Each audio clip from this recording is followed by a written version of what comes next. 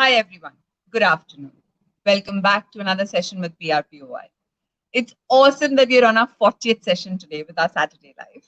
And as you've been seeing, PRPOI is going really fiery when it comes to a lot of these International Women's Month, as we call it. But actually, our objective is to go much beyond that. And that's what brings us to the topic. Is second innings a myth for women in PR and communications? Because a lot has been said about women returning to the workforce. We want to understand what is it that's happening, what's changed with work from home. But actually, you know what? Let me get our panelists on and let them take you through of what's actually happening out there. Our first panelist, Nandita Lakshmanan, founder and CEO of The Practice. Her views on public relations for more than 25 years now is, what's helping the firm to stay relevant and influence the right direction. Welcome, Nandita. I must applaud. Thanks, Pooja. Great to be here. I love the work. All Thank you. We must applaud the wonderful work that Nandita is doing. That's volunteering with Pallium India, an NGO based in Trivandrum, and she's been doing a lot of pioneering work with them as well. I like how she clearly says that I love spending my time with women who wish to return to workforce. So, PS for everyone who's joined it today and is struggling to get back to work, Nandita's the person you need to tag. Sorry for that, Nandita. Our next speaker is Moo Chakravorty, communication specialist at Deloitte. Hi, Moo. Welcome to join us on this Saturday. Thank you for the time. We can't hear you. My apologies. Great to be here, Pooja. Pleasure sharing the platform with all of you. Thank you once again. So, Moo's a passionate communicator. Before I start, she loves what she's been doing at Deloitte when it comes to leadership branding. But I love how she says that she lives and breathes music and she can do that all day long. I've seen Moo stay very, very active and engaged when it comes to exploring new digital mediums and platforms, as well as communication tools. So Moo's going to take us through a lot of work that she's been doing with Deloitte and other councils that she's part of. Thank you for joining us once again. Our next speaker, someone really interesting, and anyone and everyone who's joined in must send in questions for him. That's Arijit Day for you. Hi, Arijit. Good afternoon and thank you. Once again, Arijit is Global Head of Communications at Allcargo Logistics, and he's been with communications for more than 2 decades. I know him since the days of Genesis BCW. Genesis was in Marcella at that point of time. Since then, he's worked with the communication teams at Stanchart, South Asia, Bank of America, where he was also heading marketing, and at Reliance Capital. It's nice, and I want to say that at Stanchart, Arijit also took a 2-year stint in London, right, Arijit, for global media relations. That's right, yes. So this is the wonderful panel that the whole team at PRPOI has worked to put together for you on Saturday. Without much ado, I want to actually jump in with the first question and wait till audiences start, sending us more. If each of you could take us through, apart from the month of March, when the social media is really reminding us of Women's Day these days, what are the diversity and inclusion practices that all of you are seeing your organizations take up? Nandita, could we start with you, please? So, Pooja, I just want to say that I think diversity and inclusion is not a buzzword.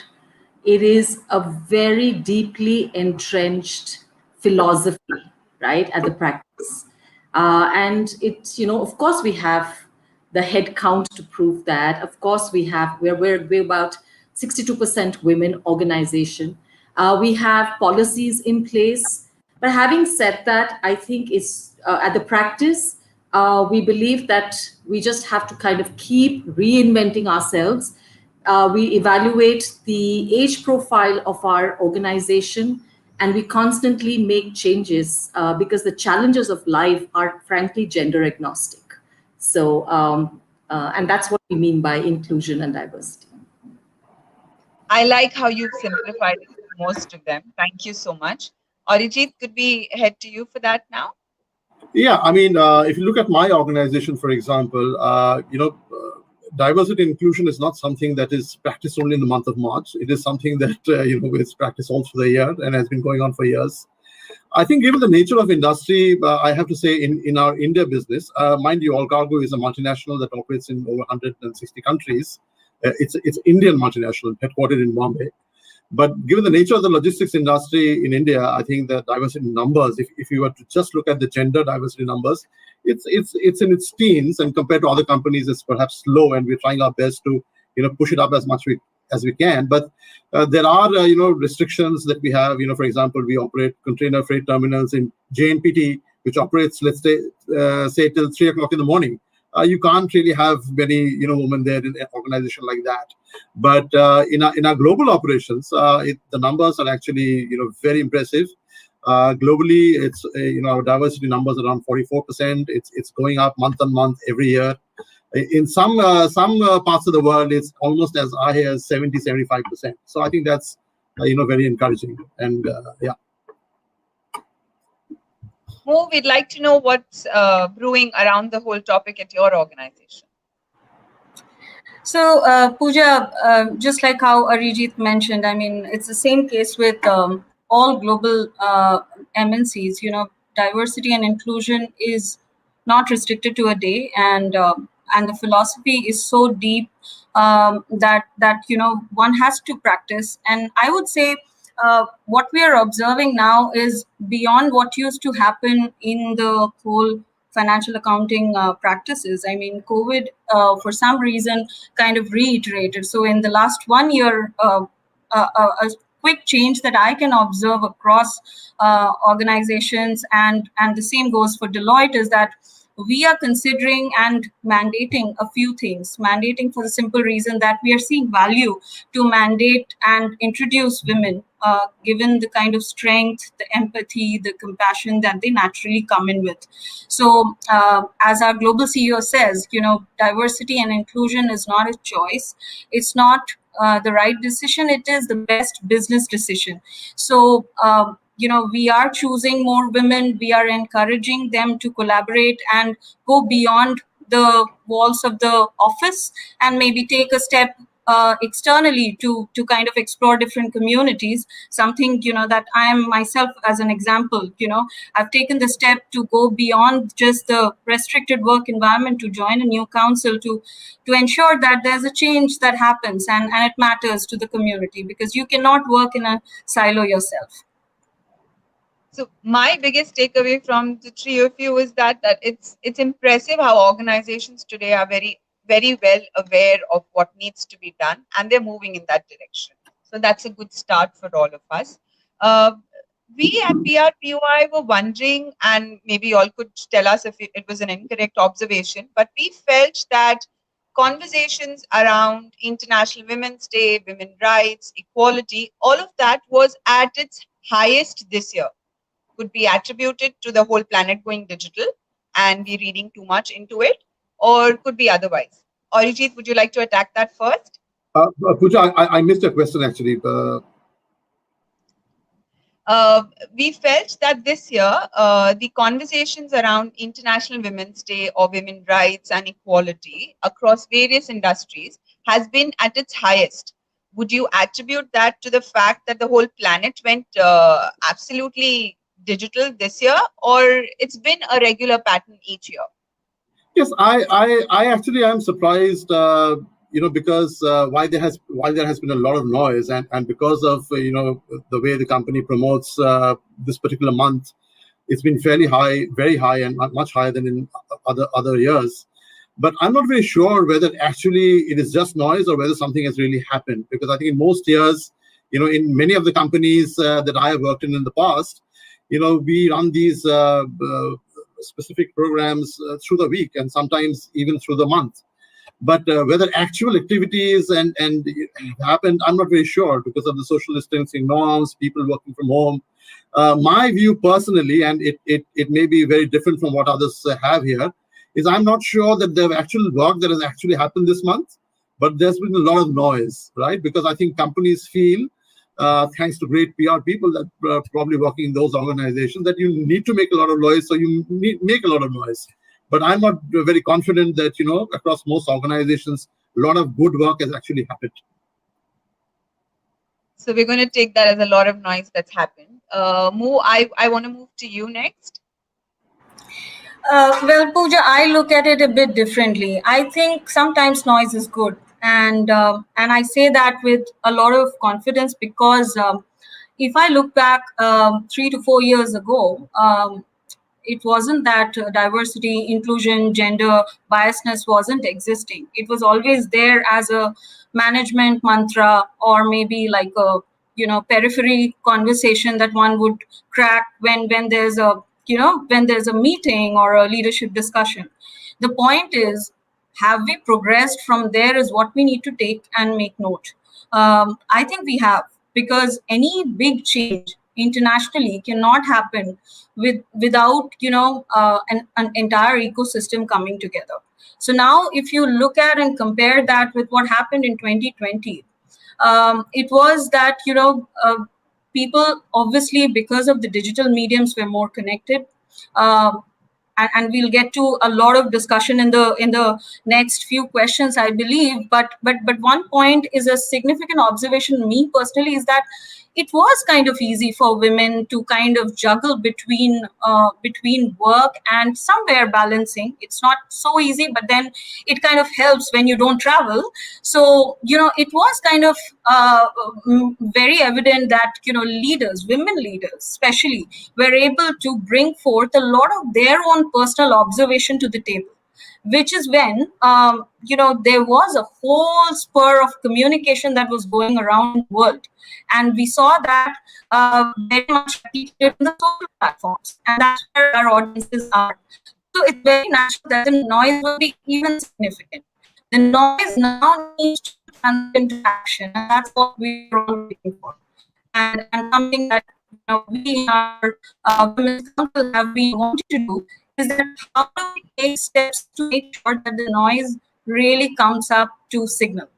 So that's what my take is. Wow, that's quite in depth. I'm going to head to Nandita for her insights on that. No, I think Mu, you said it well. All I'll say is I'm going to rephrase noise with visibility as visibility. And there has been a lot of visibility for a good reason. And I would also like to, congratulate organizations like Wiki and GWPR India, who really brought solutions-oriented conversations to the fore, as against a lot of fluff and superficial conversations. So more power to those, and let's keep going through the year. That's impressive. Nandita, as I read your bio also, and I've been seeing your, very, very active support for GWPR as well. Tell me in all honesty, does work from home or will work from home now make it easier for women talent to get back to joining corporate jobs or agencies for that matter after their career break? So let me start, Pooja, by saying, bringing to light the GWPR annual index, where it said that almost 56% of women, do want flexible workplaces. Now that's a no-brainer, right? And I'm surprised that it's only 56%. At the same time, there is another statistic which is worrying, which said 55% of the workforce have been under significant duress and stress. Right now, work from home, in my opinion and my own experience, has proven to be a double-edged sword. On one hand, it has taken away the shackles of being at work at a certain time and working a certain hours and coming back, and it's kind of at the same time that erosion of boundaries, especially for women, has proven to be extremely stressful, because you wake up at 5:45 a.m. in the morning, and till about 10:30, 11, the boundaries have all kind of disappeared, and you are ending up you're constantly making decisions either for the family or for at the work front, and it has proven to be very taxing. So yes, we'll have to address this very, very cautiously, because I do not think personally that we are ready to make that sweeping statement. Work from home is going to see more women return to work. It may also see many women fall off the workspace as well if we are not careful. And we have to address, Pooja, several things, right? I was very interesting in one of the GWPR webinars. Someone mentioned that we've got to redefine what flexibility means. It is not just about work hours. It's a lot more other things, right? And then someone said that it's all about making your work KRA, very oriented towards outputs and outcomes. And as long as you're able to deliver to those, we shouldn't be questioning how many hours you worked or where you worked, etc. Right? Now, we have to bring the industry up to that level where each one of us can be accountable to that, because it is not one way. Right? Organizations can have policies, they can make environments conducive. Governments have, started doing their bit, industries doing its bit. The reciprocity from every single individual and professional is required to make this a huge success. So I'll leave it there.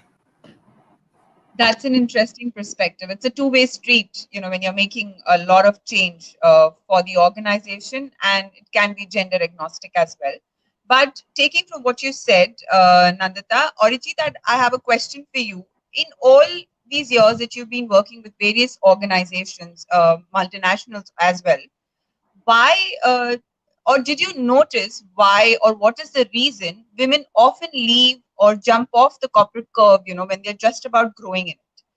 I mean, any of those reasons that could make practical sense for our audience to understand? I think of all the cases I have known over the years, so I'm talking about the last 20, 25 years, I think it's been almost entirely due to family reasons. I actually know of no other reason. I mean, I'm talking about my personal acquaintances, colleagues, friends, etc. That no one has actually dropped off for any other reason. I don't know of anyone who said, okay, I started working, I don't like it anymore, and I'll stay at home. I don't know any such person. Of course, I'm sure there could be such people, but I think it's almost entirely everyone that I know of have dropped off because of family reasons. You have a spouse who have moved cities and the wife could not get a job in that place, or you've had kids and hence you felt you needed to stay back home and raise the kid, or you've actually you have a growing up kid and who's becoming fairly unmanageable. And if I were to cite a real life example, my wife actually ticks all those boxes, right? I mean, when I moved to London, she had to stop working because she had to stay at home and manage the kids, because you can't get domestic help the way you can in India in a city like London. She was lucky, she took a break, she came back and she got a work in communications. She was a journalist initially. She worked in one of the largest industrial groups in India after we came back. Then she had to drop out again because, from communications, because I had a teenage daughter who was fairly unmanageable, and she felt that she needed to focus on her. Fortunately, it all turned out fairly well for my daughter. And after a 4-year gap, she's back at work now. Right. So I think it works for some people. It doesn't work for many people. But I think from my experience, I think most people I know of who've dropped out is purely because of family reasons. You're going to get some fabulous meals and treats this weekend, I'm sure. And your wife's going to love all the appreciation that you just, yeah, I say these good things because I asked her to listen to the Facebook Live thing. So I'm hoping I'll get something good. So, but I'm going to add some fuel to the fire here, and I want you to add to it. We've often heard that beyond family, it could be one of those prime reasons, but beyond that, women often drop off from the corporate curve because they feel they're not learning enough.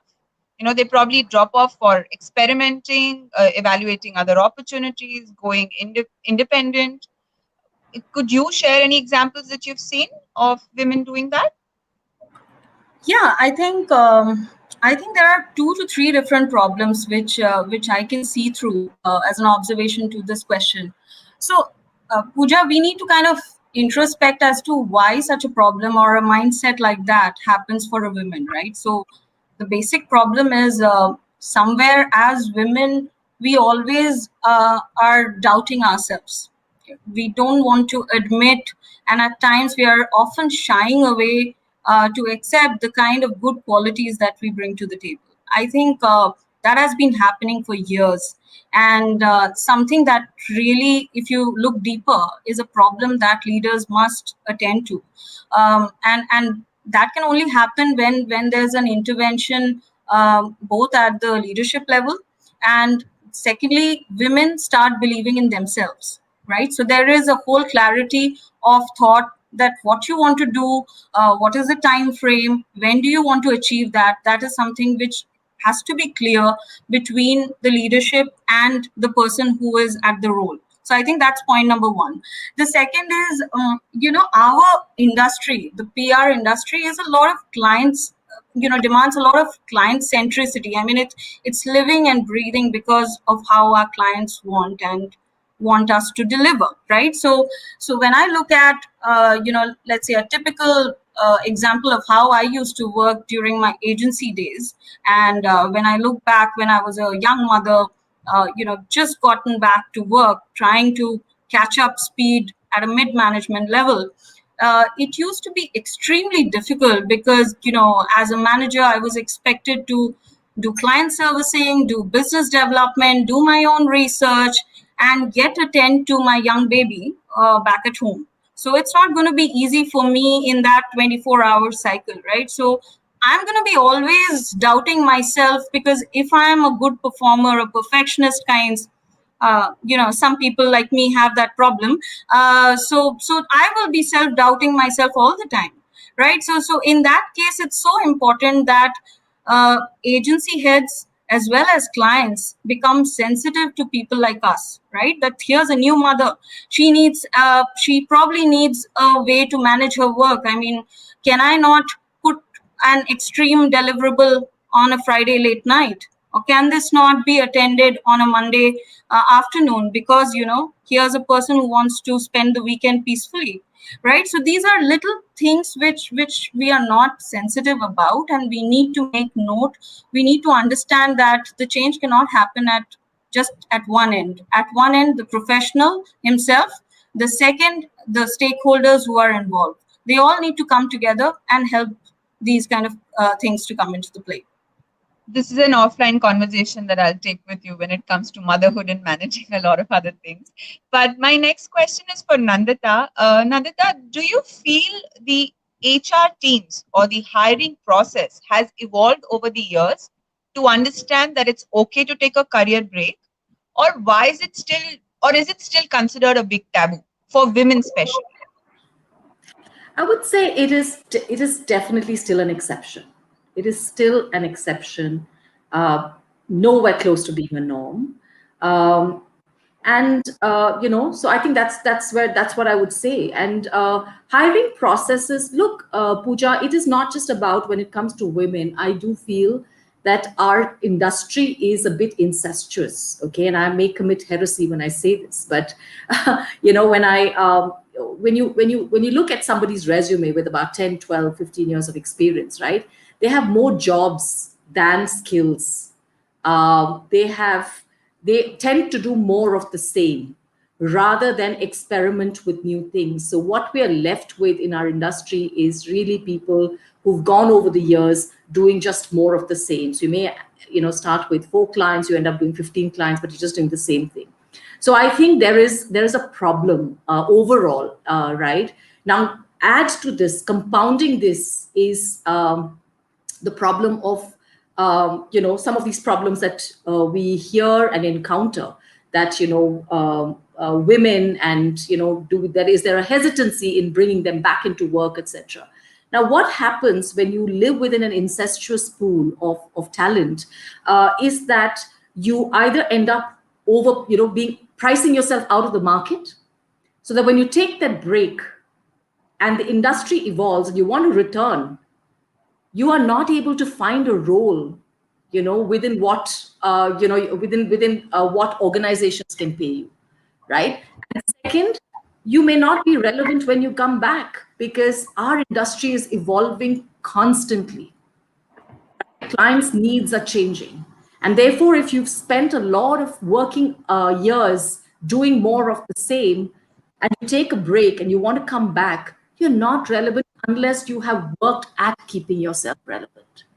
So, Nandita, I want to interrupt here because I've seen a lot of people who come with immense skills and they've worked at, evolving with the industry, sometimes staying ahead of times. And till today, they face that archaic question of why you've taken that career break instead of looking at their resume, the kind of value that they can add to the table. What do you do in that case? well, you just have, I mean, one is, Pooja, that is archaic thinking. You should not be asking somebody why they've taken a career break. Instead, ask them what they did with that career break. Pooja, I'm someone who took a career, well, not a career break. I took a sabbatical from 2014, and I only got back in 2019, late 2018, I came back full-time working, right? Now you can argue that I'm the founder and I'm allowed those perks and privileges that others may not do. But ask anyone, and I treat myself more as an employee than a founder. Now, having said, what do I do? What do you do with that career break, right? And how do you? And if you're able to articulate that, and when you come back, you're fitting in seamlessly into the system, one should not have a problem. And yes, Pooja, I will absolutely agree with you. We've got to change the line of questioning. It's not just about why you took the break. Do you have kids? Or you're getting married? No. I think it's about asking like, so what if you took a break? Yeah. So what if you get married? So what if you have kids? Right? We've got to change our mindsets to that. I like that, and I'm going to ensure that I keep screaming that all through the weekend. But I have an interesting question for you, Arijit, from our audiences. They're saying that it's from a hiring perspective. They say that we often interview a lot of women throughout the whole process, but surprisingly, at the end of it, land up hiring men. Now, the audience individual here is asking for, some tips or some advice on how they could change that. Is there any other way of converting their hiring or seeing, is there any other nuance? Is there any other sensitivity they need to keep in mind? Look, I think, I'm a big supporter of gender neutrality. I don't think that women should be hired simply because they are women. And if you're doing that, I think you're insulting that woman in the first place. Right? You hire because solely because of the capabilities of that person, right? If that person comes across with the right skill sets, with the right attitude. I mean, attitude is something that is very important to me. And in the hiring process, it really should not matter whether that who are you hiring, whether it's on the basis of gender. If I see the right fit, if I see the right qualities, that's when I go and hire. Now, in different organizations, you can have different hiring processes. For example, if I were to give you a live example, a few years back, I worked in a multinational bank. The CEO was a lady, and she started her careers in the early 90s. In financial services, there were hardly any ladies around then. And hence, she obviously, and she's seen many of our peers drop out because of the reasons I cited in one of the questions before, family reasons.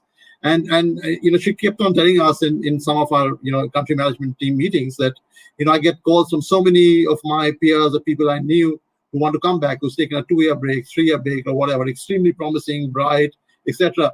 What is it that we can do? We kind of sat down with HR and with her, and we kind of we started a process wherein if you are hiring at a mid to senior level, let's say you do the final shortlist of 5. Then you ensure that at least you have 2 of those 5 women, right? Eventually, when you do the hiring, maybe you're hiring a guy, right? But at least you give the woman a chance. But the hiring depends entirely on the capabilities and skill sets that person brings to the table. And in that process, there were many women who had taken a break, short break, or maybe a bit longish break, who get the chance to kind of get interviewed And if I remember right, we did hire a few people who actually had taken breaks and did come back. So I think there are some good examples. It does happen. I think organizations, I think the good evolved organizations where the HR systems and processes are fairly evolved, who try to ensure they can help such people.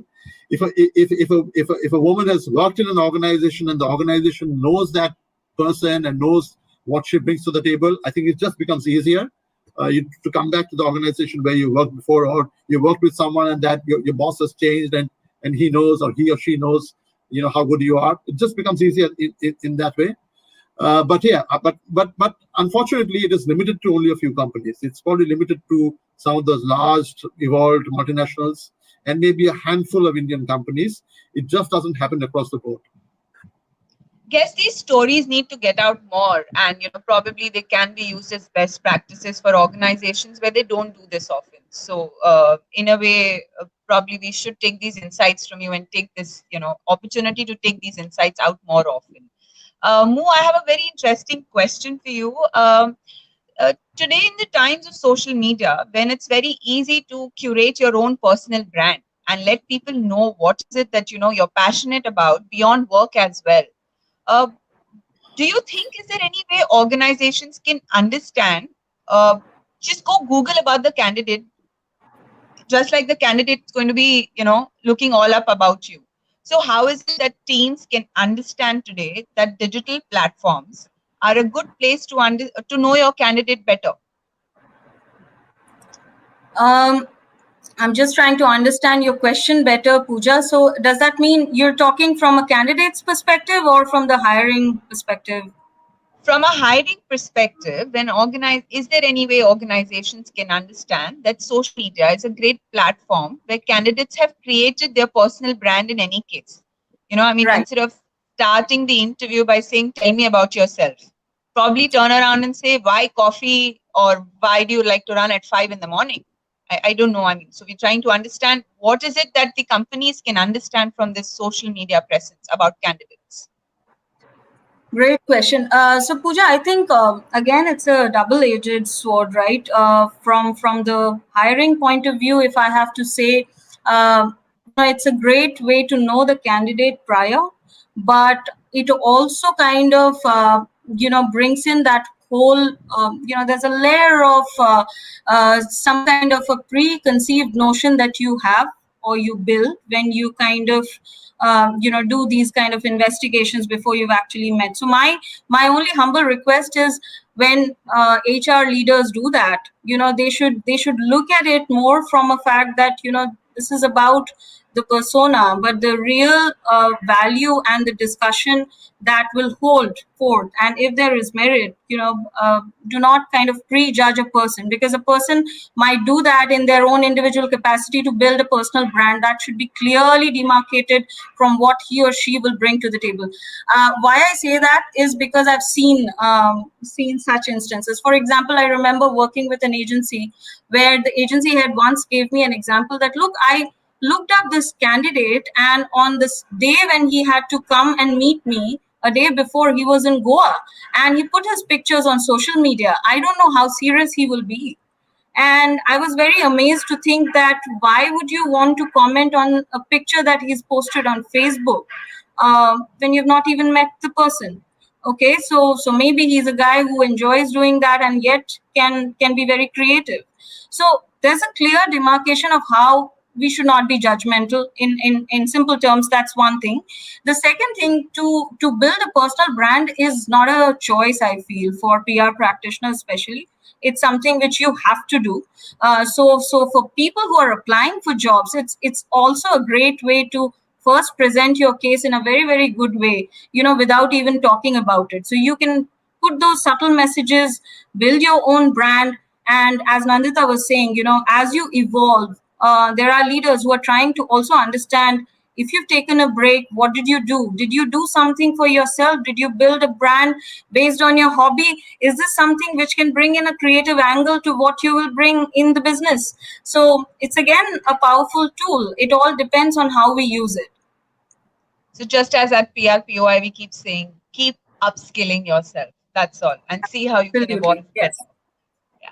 I have the next question for you, Nandita. Our audience wants to know a lot of times, and it's gender agnostic, when individuals with 10 or 12 years of experience or more than that are trying to get back to a job, be it corporate or agency, they're often told that you're either overqualified, or we're not sure whether you'll shift cities for us, or really, if you've been evolving so well, why do you want to come back? I have a, it's not my own personal theory, but I learned about this in 2009 and it stuck with me. We've always projected careers as ladders, linear growth. Okay. And what I learned in 2009 was, this was from American Express, was that careers are akin to a jungle gym. And we have not laid adequate stress on lateral growth. And we must not forget, Pooja, that public relations is a knowledge industry. It's a knowledge sector, right? And it is so important for us, therefore, to stay in a particular role for a period of time so that you master it and make it a craft before you move on to the next level, right?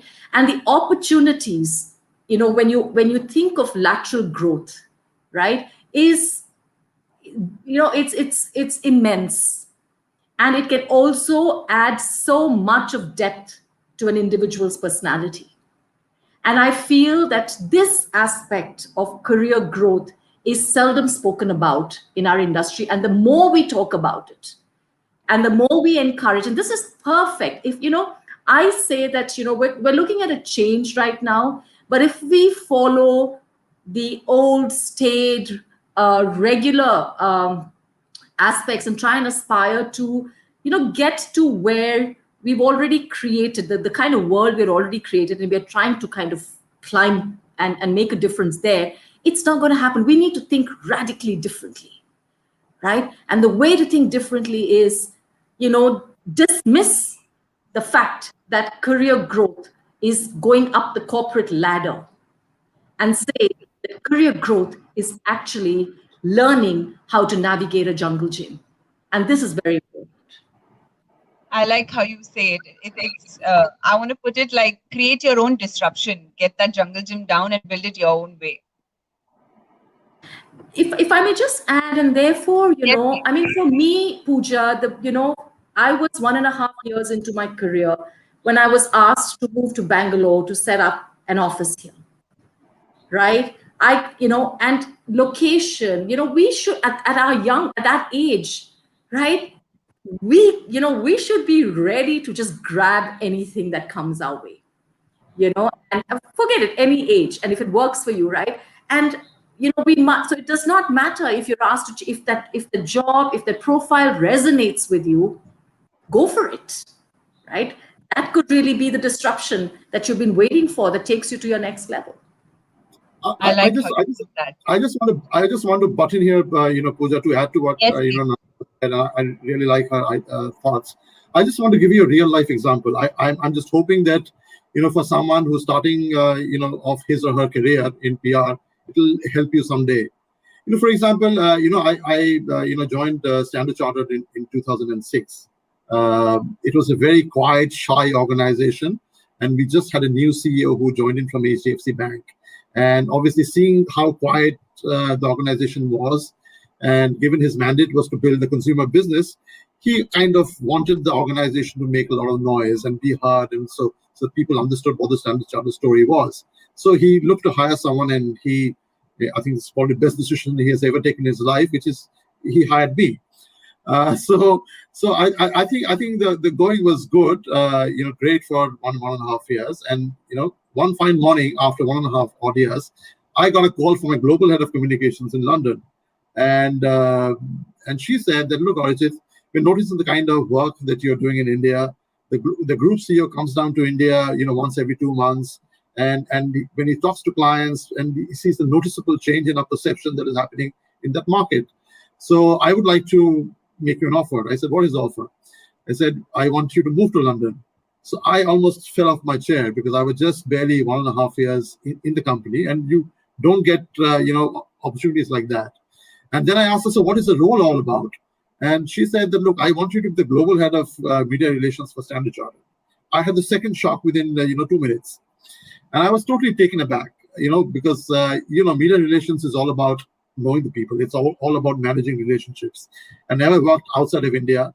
I certainly did not know any journalist in London during that time. So I was very nervous. I said, look, give me some time to think over it. I like the idea. I'm extremely tempted, but I'm also very nervous because I never worked out of India.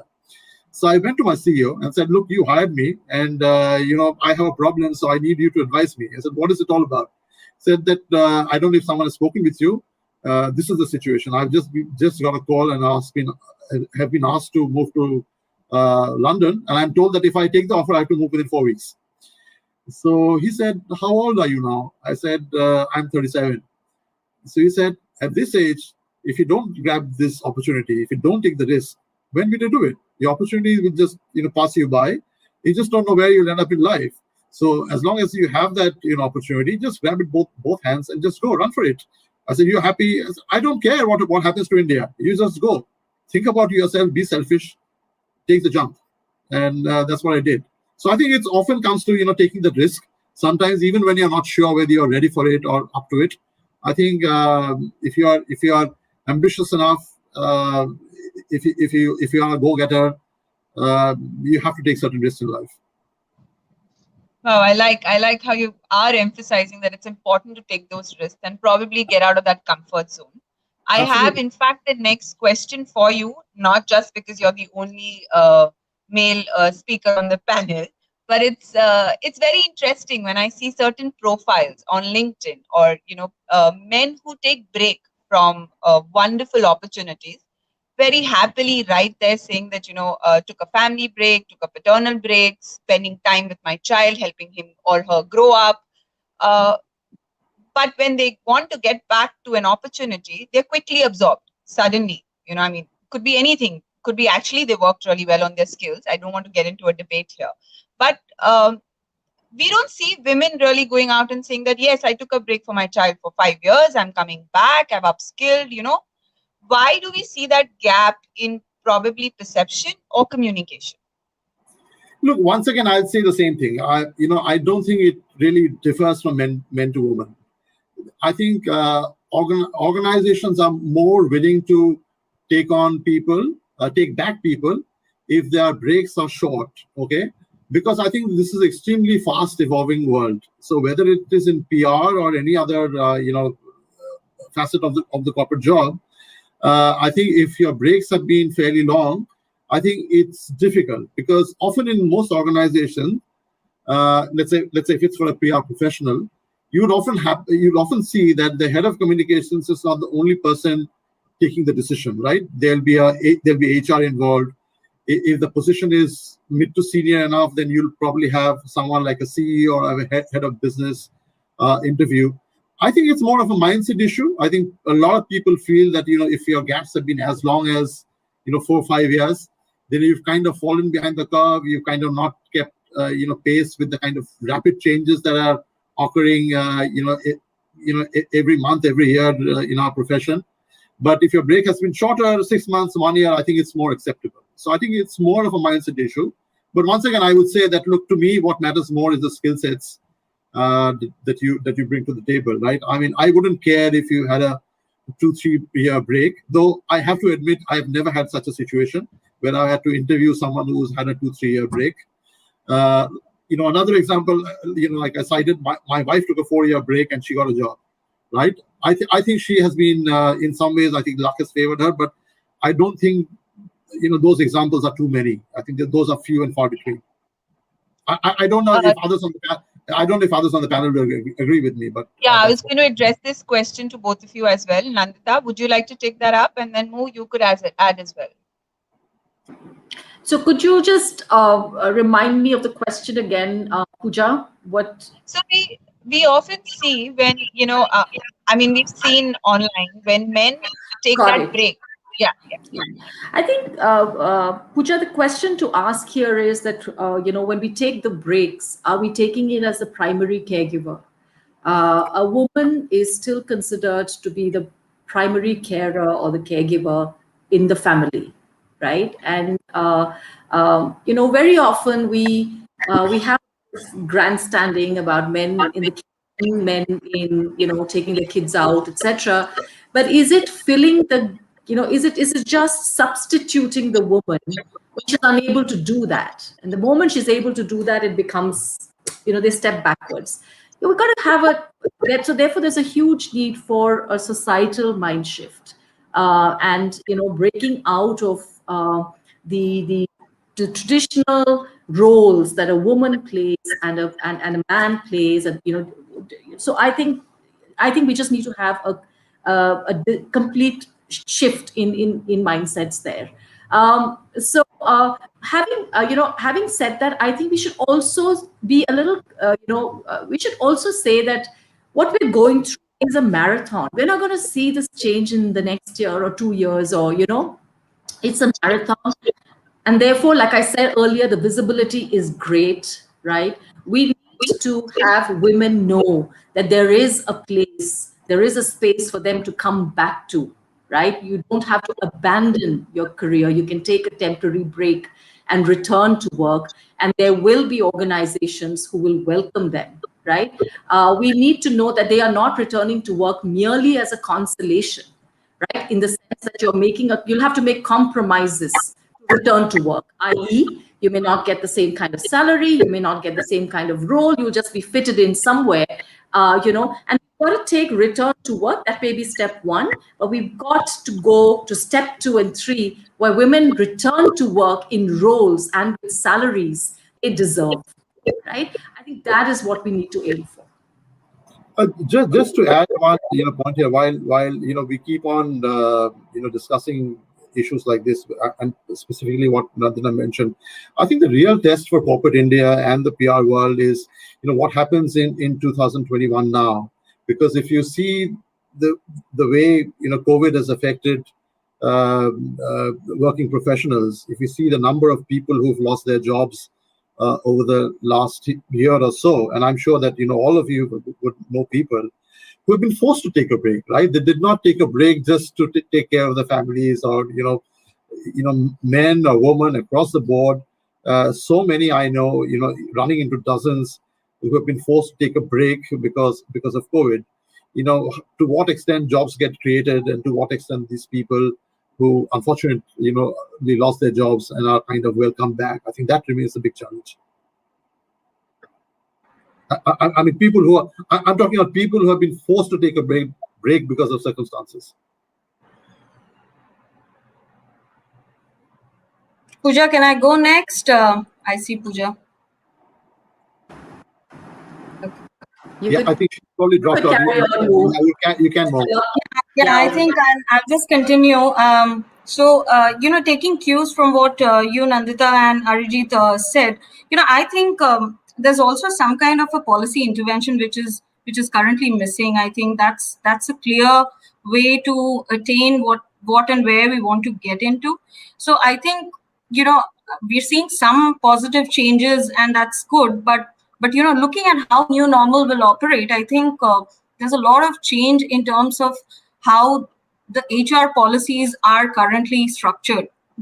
So a strong believer of the fact that that there should not be any kind of men versus women kind of attitude in the first place. So a simple step what Deloitte did, and something that I really admire about our company is, in our first hiring application, we don't ask people the gender. We really don't need their gender, because you really don't need to fill that. I mean, we don't need your name. We don't need your gender. We don't need to know what and why you are of a certain gender, because that does not matter to us. So it's a very simple step, but something that was an eye opener when we did it, because so many inhibitions or judgmental biases come in, even when you don't think about it.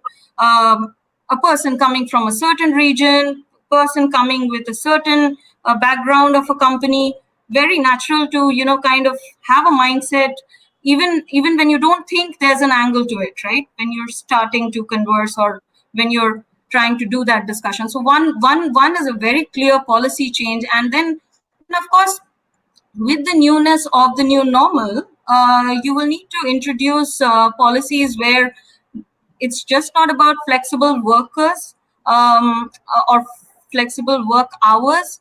There should be a model of gig workers, which is something that, again, our organization is putting up in a big way, because in our field of communications, I feel, the future will be that there will be a combination of permanent as well as flexi model, where you get some kind of content support, digital support from people who are maybe working for a certain man hours for you, and yet trying to deliver and do what they have to do back in their families. So I think we need to promote that. And for women, that is going to work wonders, right? Because there are so many capable women in their maybe late 40s or late 50s who have the strength, will, but don't know how to get back because they had to kind of take a break because of a certain issue back in the family, or a societal issue, or maybe some kind of a career break, so to say. So these are some of the aspects, in fact, we are trying to investigate in one of the surveys that we in our council have initiated. It's called the iLead survey. We're trying to dabble into these problems. And, as Nandita was talking about, it's more of a mindset problem, right? So the mindset issue, the policy-led issues, the HR issues, these three pillars are trying to, be the biggest things that the industry is watching out. So our survey is actually towards its end course. Today is the last day. About that survey, yeah, we would all want to know. Yes. So today is the last day, and I would urge everybody who's watching this, do not miss. This is your opportunity to kind of contribute to the big issues that we have put in the form of the questionnaire. Unless you bring that forth, there's no change that will happen. So that's my 2 cents. How you touched upon the topic for policy changes, but on that, no.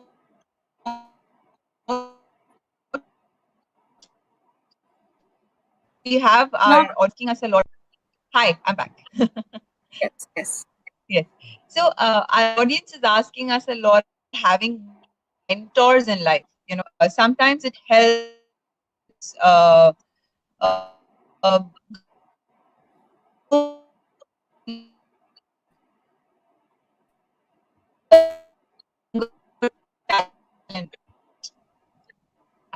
So I'd like to start with you, Arijit. What is it? How would you guide people to, go out and ask for help and assign mentors or take mentors on for themselves to grow better? Pooja, I think there's a serious audio issue at your end. I could barely hear what you said.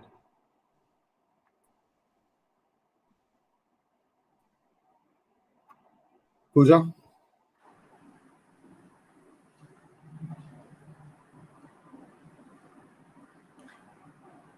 Yeah, there's an audio problem, it seems. Yeah. I think Arijit was touching upon the whole mentorship piece and, how critical that is. But I don't want to second. I don't want to. Yes, yeah. I don't not as much, but I wanted to be clear what exactly the question was. Yeah.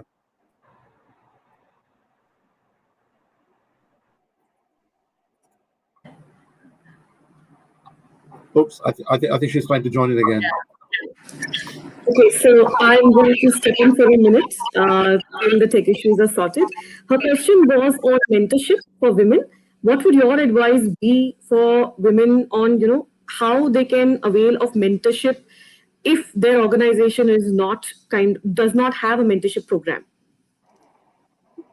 Yeah, so if that question for me, I think that's extremely important. I think, depending on which stage of your career you're in, I think it works for every stage, okay? My first job in communications was in a firm called Genesis Burson Marsteller. I don't think they had a mentorship program at that point of time, but I kind of decided that my mentor is going to be a guy called Ashwini Singla. I kind of, rode on him for a couple of years that I worked there. I think invaluable time, with Ashwini. I think I learned a lot from him, and I think that's kind of helped me a lot over the years. Thereafter, I've grown in my profession, gone to other organizations. I've worked with, I've mentored a lot of young people, some of whom have gone on to, head other companies. The PR function is in other companies. I think most of us kind of would agree that it's an invaluable thing to have. It really works well provided you have the right mentor. I think the issue is that identify the right mentor. It depends on what system structure etc. you have in place. But you should always have the flexibility to kind of change your mentor. Don't get stuck with a mentor if that mentor is not working for you. I've seen that in one place, and we actually, in that particular company, we bought in the process that, look, if you are paired with someone and you don't think that you kind of the wavelengths don't match, right? Just reach out to whoever is responsible and say that, look, I want to change. There's nothing to feel shy or anything, because at the end of the day, it's all about you. It's all for your own growth. But I think irrespective of which level you are at, I think it's extremely important to have mentors. Don't think that I've now put in 15 years, so I've become senior enough. I know everything. I know it all. I don't need anyone to kind of help me, support me. I mean, don't underestimate the power of a mentorship program. And the mentor need not be in, particularly if you're in the corporate communication side. It necessarily does not have to be someone who is in the PR function. It can be someone. It can be a senior business leader. That gives you massive depth of the knowledge that you gain over time. When you are young, perhaps it makes sense to have someone in your own profession, because you learn the tricks of the trade. You manage the art of stakeholder management. I was a journalist, and kind of I moved into communications. I worked in a consulting company. While I knew things like media relations and how all that would work, I was absolutely zero on stakeholder management, and which is what someone like Ashwini taught me when I was fairly young. And that those were invaluable pieces of advice, which has been of immense help to me. Wow, thank you so can much. I just add a minute to what he's saying? And I think it's very relevant, right? I mean, mentorship in its definition is about having or identifying mentor within the firm. I believe mentorship can be much beyond that. I feel there are enough channels, and thanks to the digital world that we are heading to, I think mentorship can be much, much beyond your own network in your closed door offices.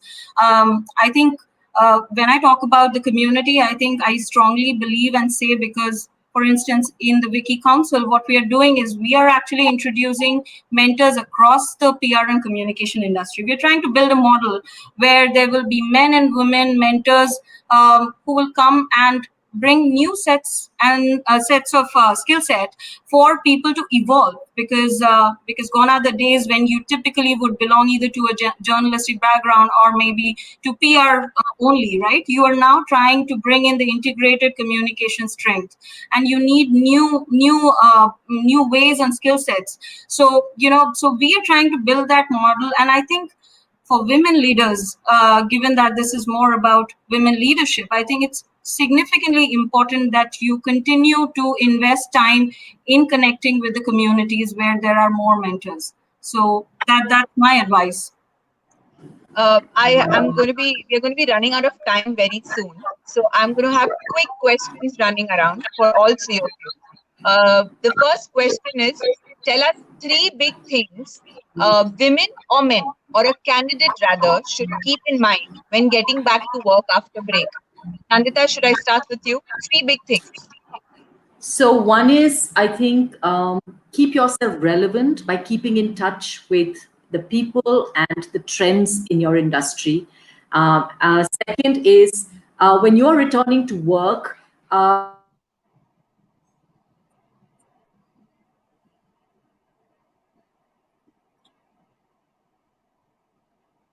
enjoy the jungle gym. And third, especially for women, right, have conversations with your families. You must have conversation with your families on where you see what you want out of your careers and enlist them to support you in that journey. That's extremely important. Your spouse, brother, father, mother, sisters, everyone must be aware of where you want to head in your career. It's important. Take the village with you if you want to grow. Arijit, on to you. 3 big takeaways. I think irrespective of whether you've taken a break or not, what you must exhibit is what you bring to the table. So your skill sets, at the end of the day, you're an advisor to a company if you're in the PR profession. So your understanding of the industry, of the company, your understanding of what the company needs to do, unless you're able to showcase how you're going to add value, I think the conversations are fairly meaningless. I think the most important thing is, keep yourself updated on any company that you're interviewing for. Understand what is going on there. Give views on what needs to change. One. Second is give examples of the great stuff you've done. Right? I mean, whether you've taken a particular, and it becomes particularly relevant if you've taken a break. I think your track record becomes extremely critical during such hiring decisions. I think those are the 2 most important things in my mind. I'm struggling to think of a third one. That's fine. Over to you, Mao. 3 big things. So given we are in the communications industry, which is heavily driven by knowledge, my first take is always be knowledge driven. Follow what's happening around you. Catch up to new things, whether it is national, international. Just be connected. Keep listening without reacting. Social is a great way to follow what's happening around the world. Also, it's digital times, so upskill yourself through all the digital learnings, LinkedIn learnings, etc. So skill building, knowledge driven, and the third will be don't be harsh on yourself, rather be passionate. Identify that one area which you really want to go after, and seek a mentor, whether within the company or outside the company. Something like I mentioned, in a community of sorts, and kind of lean in to discuss openly, because sometimes it is not just about what you think, it is about what the world really perceives and how you come across. So those are my big 3 takeaways: knowledge driven, love yourself, be passionate, and of course, lean into a mentor. Pooja, if I can add on to the third point, which I missed, okay? Yes. Because the questions were quick fire, so I couldn't think of a third one, but here it is now. The third one is, don't be apologetic about taking a break, and say that you always give 100%, in whatever you do. I think that is a very important statement of confidence to give to your interviewer. That's going to be my next opening line. Don't be apologetic. So don't ask me to explain why I've taken a break or why I want to move back. But I have to thank each one of you, Nandita, Mu, Arijit. Thank you so much. This was a wonderful chat. It's very insightful. I'm sure our audience loved what they heard today. Unfortunately, we've not been able to pick all their questions. So it'll be helpful for us if you could head back to our page, have a look, answer some of them. But thank you so much once again on behalf of Team PRPOI for taking the time out. Thank you to each one of you. Thank you, Pooja. Lovely meeting you, Moon and Arijit. Same here.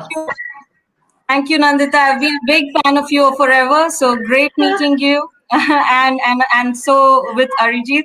Thanks, Pooja, for the opportunity. Thank you. Bye-bye. Take care, everyone. Be in touch. Bye. Happy weekend to all of you. Thank you once again for tuning in and helping us grow our tribe, grow our focus on upskilling. And special thanks to our industry partner, Vicky. And a lovely thanks to my team. That's Tarunjit, Ratan, and Sonali Sokal. See you next weekend. Thank you once again.